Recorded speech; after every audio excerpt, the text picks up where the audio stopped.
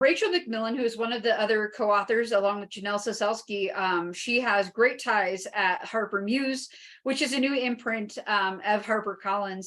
And she said, I know they're looking for some anthology work. It would be a way for us to split the work into thirds and get another book out and get a little bit of extra pocket money. And it was a project for us to collaborate on when we weren't really able to socialize all that much. And so we are on Facebook Messenger daily still. And I said, well, let's, one castle, 3 generations, and how that evolution, because the social evolution of the aristocracy in Britain between, the Victorian era and World War II is fascinating. So I said, let's do like 1870s, Gilded Age, late mid-Victorian or late Victorian, World War I, World War II, and see 3 generations of the same family. And see it all evolve in the space of one castle. And so we had a great deal of fun with it. It was tough dealing with the general, age gaps and making sure that people are old enough and we're not killing people off when they're 35 to make the generations work. And I love writing a little bit further back in history. I was fascinated by the Gilded Age. My portion, Beatrice, was something I wanted to do a full-scale novel about her, about the dollar princess, the American dollar princess, who went over, she had more money than you had paper to print it on, really. And but what she lacked was social status. And she is deeply embarrassed at Caroline Astor's house. And she needs to redeem herself socially. And what better way than to marry for a title in England?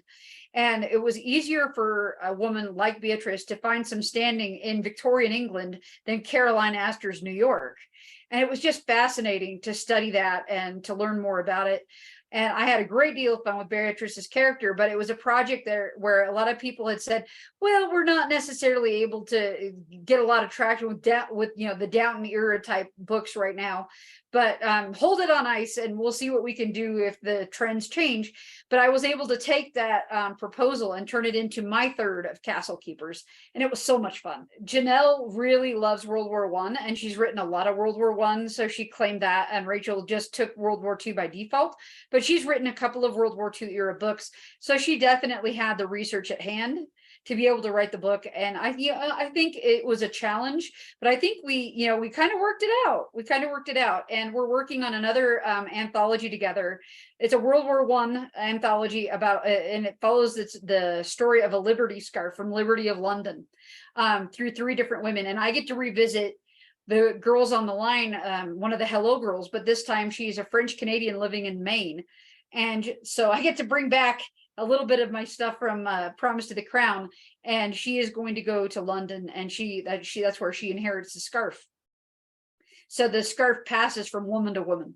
This is about the time when I had been working on the premise for Castle Keepers, and German Brides was a concept that I had in my back pocket after that, but I wanted to have something because I was in the process of pitching. And, I was ready to re-up my contract, and I was dating a historian at the time, newly single and dating a historian. And he said, you've got a master's in French. Why don't you think about writing about the Paris Commune? And I refreshed my memory about, the period after the Franco-Prussian War, because I knew about that, where, and that was, they completely redid the French school system because they lost the Franco-Prussian War, because the soldiers didn't understand the generals. They didn't all speak proper French. Proper, I'm using that in quotation marks, because I think that whole idea of one proper language is kind of absurd. But they spoke regional dialects, and so they forced the issue after the Franco-Prussian War. So I was aware of that. But the Paris Commune was this 2-month blip where the people of Paris rose up and governed themselves. And we don't hear about it much, but it really was a turning point, because we think of France being the strong central government, anti-monarchist, and we think of the birth of that being the French Revolution. But they were a monarchy again 12 years after the French Revolution. So the experiment failed. But there has never been a monarchy in France after the Paris Commune. And the reason being, the reprisal against the communards was so swift, and they killed 25,000 Parisians, guilty or innocent and otherwise, that people are like, even people who were, bourgeois, middle-class people who were just as soon that the Versailles be triumphant were like, damn, that's not cool. And so I thought, yeah, this is a backdrop for a book, but can I sell 1870 on its own? I don't know. So I paired it with the post-war 1846 timeline. And originally there was going to be a 1990s timeline as well. And so I thought, well, this way, I can show, Paris in various periods and rebuilding. And the modern day timeline just didn't work. I tried and tried and tried, but I wrote that instead of interspersing them like I had with other multi-timeline books or multi-narrative books, I wrote all of Lisette, the 1870s character timeline, 50,000 words. It was great. It's like half a book. And I flew through it. She was a joy to write. And Micheline, I'm like, oh, I'm running out of words. I'm already at 30,000 words. This can only be about 100,000 words. What am I going to do? And I start writing. I finished that and I started writing the third character, Veronica, and it just wasn't working. So I just beeped up Micheline because I realized those two time periods were so similar. It's all about rebuilding Paris in her darkest hour. And so there are two women, great-granddaughter, great-grandmother, from the same family who find that the path to rebuilding their lives and their family and their city is through the doors of that little green bakery in Montmartre. And I chose Montmartre, being an outlying region of Paris, because that was where some of the biggest, most important moments of the Paris Commune happened, where the women defended the cannons from the Versailles troops. They fed the troops because the generals were not taking care of them. And the men who they were feeding, and you see this in the book, they were feeding these troops who were being ordered to shoot them. And the Versailles troops refused to shoot these women because they at least cared enough to see them fed, where their generals hadn't. And the generals forgot their horses and bought the women some time, but they were successful that day. And the Versailles had to retreat and regroup. And that was the beginning of the Paris Commune. Just finding the human story. And I remember reading this wonderful book, Massacre by John Merriman, aloud. And so the historian that I was dating, who helped pitch the idea of bakery in Paris, I ended up marrying him about a year later. And we went on a road trip all over the United States. And I read Massacre by John Merriman aloud. And I got the offer for the book deal while we were on our road trip. And it was our honeymoon. And just finding the humanity, and there's so much humanity in these stories, so much humanity, and deciding, what bits and gobs. So many of my characters are really composites from real historical figures, but I don't usually choose just one, because I want to tell, a wider story. And that's what I did here. And I created this woman, Lisette, who comes from a privileged background, but forsakes the privilege so that she can she can follow her beliefs. She's kind of been the kid that was she's the oldest daughter, the practice kid. And she just spent her time in the kitchen with their chef or their cook, Nanette, learning all of her recipes because she had nothing better to do.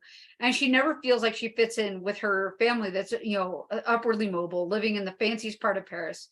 And so when she sees somebody that has real convictions of his beliefs, talking about what he believes in, and she gets to see him speak at Les Halles, the marketplace in Paris, she's moved emotionally, romantically, intellectually, and she can't be part of her father's world anymore.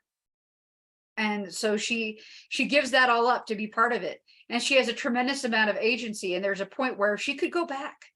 She could go back and actually have a proper meal and be safe and not have to worry about it, and escape from Paris when it was very dangerous. But she has agency not to, as compared with Micheline, whose father died in the earliest days of the war, like so many Frenchmen did in World War II.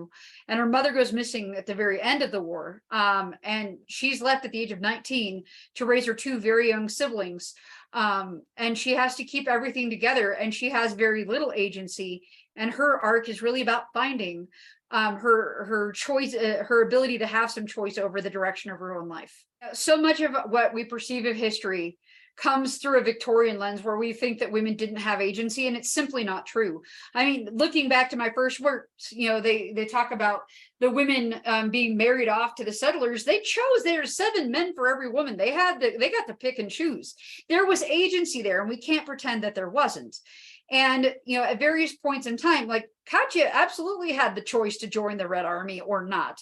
Ruby absolutely had the choice to join the Signal Corps or not. And so I am constantly, as an author, asking myself, how can I give these characters agency? Because it makes them more interesting characters. It makes it more interesting to a modern audience, where we have almost, a lot of my readership are going to be people who have nothing but choices, really. They might be, they might not have all of them, but they have a lot of choices. And so it's, I think it's important for making these characters relatable, but I am constantly asking myself, how can I give this character agency? When we were pitching Castle Keepers, and I got introduced to the editor at Harper Muse, and she is brilliant, and I knew that I'd love to work with her. And I said, I'd really like to write a contemporary novel, contemporary women's fiction. Do you think that you'd have room for me on your list? And she's like, send me a pitch. And so really what I did was I ended up taking what some elements of what would have been the modern day timeline from A Bakery in Paris, some of the inspiration. But then I set it in Provence. So whereas A Bakery in Paris and my next book, Mademoiselle Eiffel, are my love letters to Paris, The Memory of Lavender and Sage is my love letter to Provence, which is where I studied and where I lived for a year.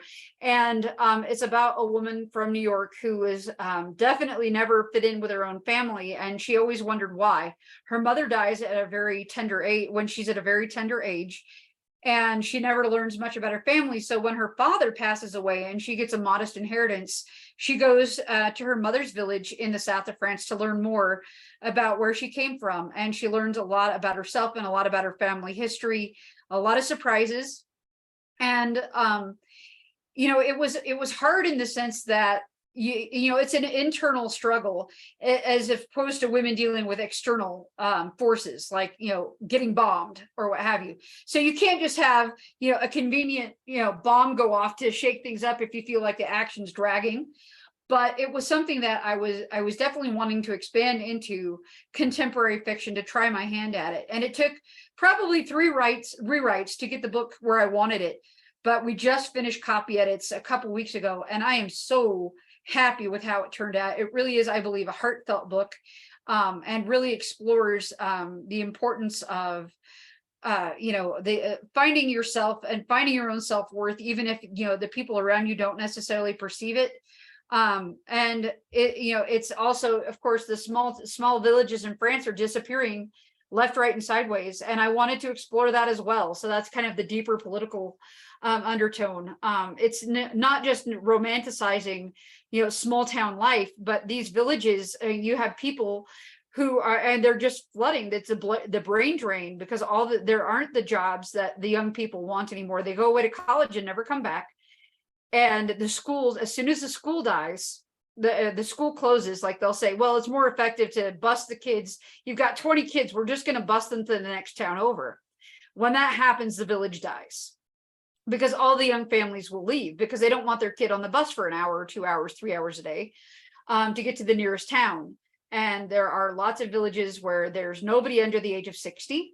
They don't have grocery stores or cafes anymore. And it's, they have to travel miles and miles and miles to get to anything, to get their basic supplies. And these people they were generations of their family live there, and they don't want to give it up.